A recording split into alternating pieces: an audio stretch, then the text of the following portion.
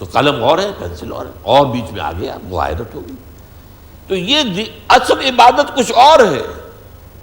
وما امروا الا ليعبدوا الله مخلصين له الدين حنفاء ويقيموا الصلاة ويؤتوا الزكاة وذلك دين القيم. یہ تصور جو ہے اگر عام ہو جائے تو واقعہ یہ ہے کہ امت کی بہت بڑی اصلاح ہو جائے گی. لیکن اگر یہ تصور ہی ذہنوں کے اندر نہیں ہے تو پھر یہ ریچولز ہیں، رسومات ہیں. یہ رسومات تو چل رہی اتنے بڑے پیمانے پر ہو رہی ہیں، 25-25 30-30 لاکھ آدمی حج میں جمع ہو جاتے ہیں، اور رمضان کے آخری عشرے میں تو سنا ہے کہ 25-30 لاکھ سے زیادہ کی آبادی ہو جاتی ہے حرم کی. لیکن کیا اس کا دنیا پر کوئی ماشا بھر بھی کوئی اثر ہے؟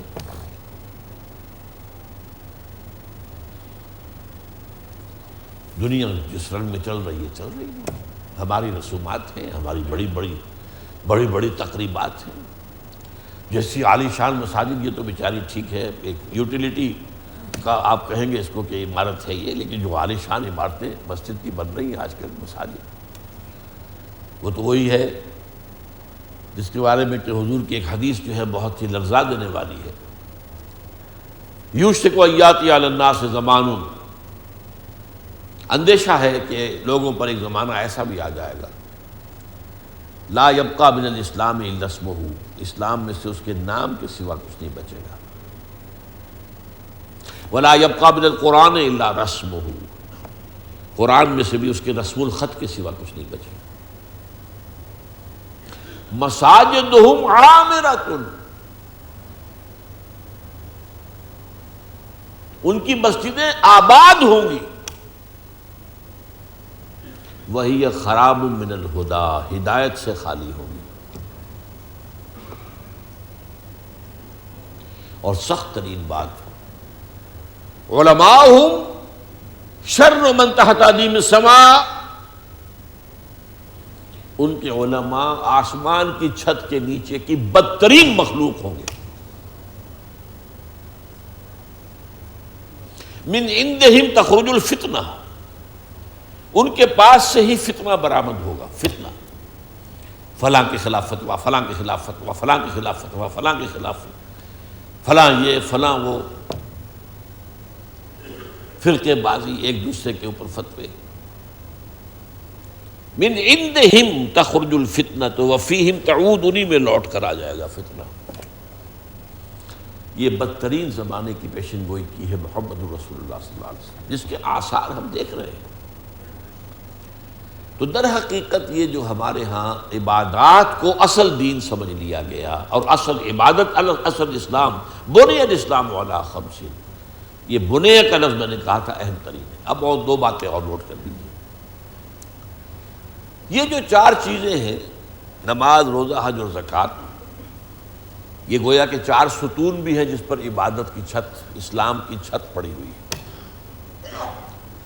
لیکن انسان کی روحانی ترقی کا راستہ بھی یہی ہے.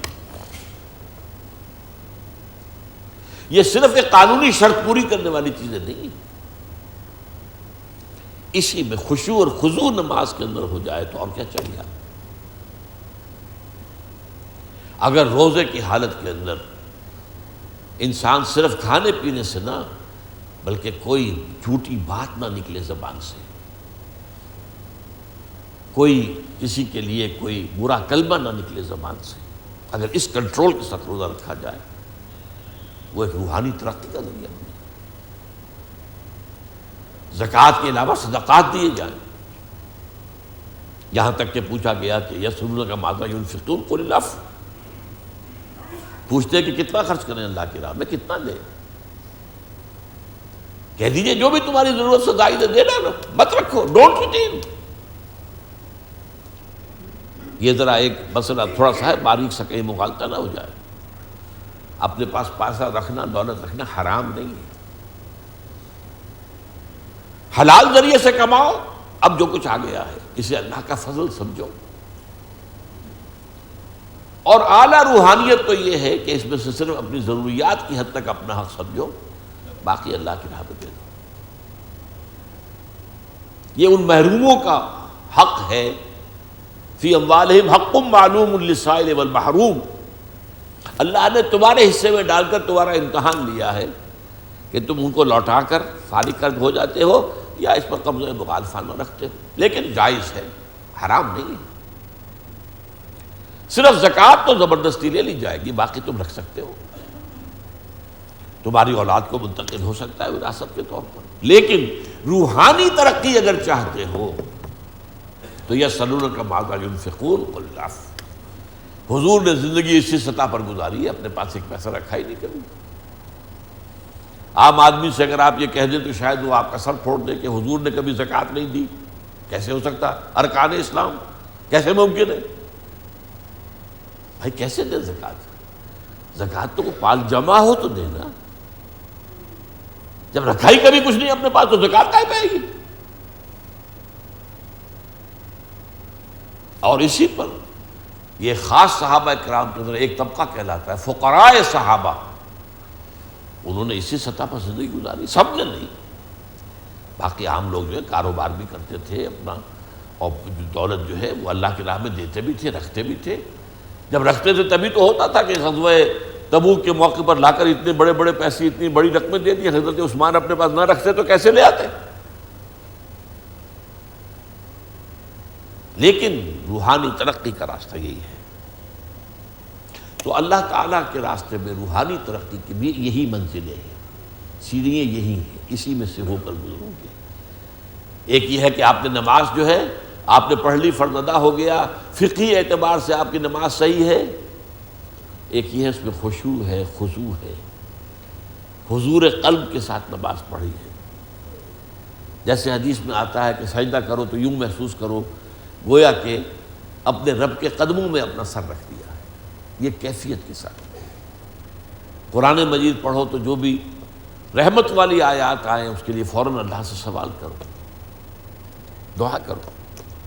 عذاب کی آیت آئے تو فوراً اللہ کے عذاب سے معافی طلب کرو، اس کیفیت کے ساتھ۔ یہ صرف یک طرفہ نہیں بس جو ہے وہ پڑھ دیا، بس جو ہے رٹا ہوا اگل دیا، نہیں، یہ تو ایک طرح کے ڈائلاگ ہونی چاہیے، جس کو اقبال نے کہا انائے صغیر انائے کبیر، انائے کبیر دی انفائنائٹ ایگو، اور انائے صغیر دی فائنائٹ ایگو میں، وہ میں، اننی انا اللہ لا الہ الا انا فاعبدنی۔ اللہ کی انانیت کبریٰ کا قرآن مجید میں یہ مقام ہے، سورہ طٰہٰ کا، انانیت کبریٰ، اننی انا اللہ لا الہ الا انا فاعبدنی واقم الصلاۃ لذکری۔ تو یہ کیفیت جو ہے اس کے ساتھ نماز پڑھی جائے، نماز وہی ہے لیکن نماز میں فرق ہے، وہ کیفیت جو ہے وہ کس کیفیت کے ساتھ نماز ادا کی گئی اس کے اعتبار سے فرق پڑے گا۔ اور آخری بات یہ کہ یہی جو 4 عبادات ہیں، نماز، روزہ، حج، زکوٰۃ، یہ اس دنیا میں اسلامی معاشرے کی ایک تنظیم کی بنیاد بن جاتے ہیں، یہ شاعر ہیں، ایک معاشرے میں نظر آتی یہی چیزیں جو اسلام کے مظاہر نظر آئیں گی۔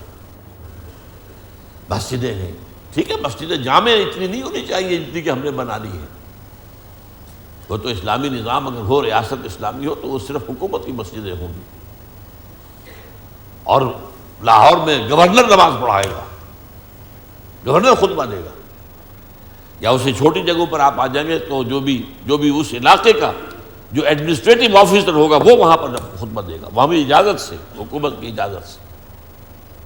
یہ تو ہم نے بنا لی ہے، ایک مسجد میں 3 مسجدیں، ایک گلی کے اندر ایک اہل حدیث کی ہے، ایک بریلوی کی ہے، ایک دیوبندی کی ہے، لاؤڈ سپیکر ایک دوسرے کے مقابلے میں ہیں اور مقابلے ہو رہے ہیں بلند آوازی کے۔ یہ تو خیر بہرحال غنیمت ہے، چلیے دین کا ایک ڈھانچہ قائم، لیکن یہ کہ وہ تو ہمارا جو نظام ہے وہ پوری معاشرت جو ہے اس کی ایک تنظیم ہوتی ہے۔ ایک علاقے میں 5 وقتہ نماز لوگ جمع ہوتے ہیں، بھائی آج فلاں صاحب نہیں آئے، کیا وجہ ہے، چلے پتہ کریں۔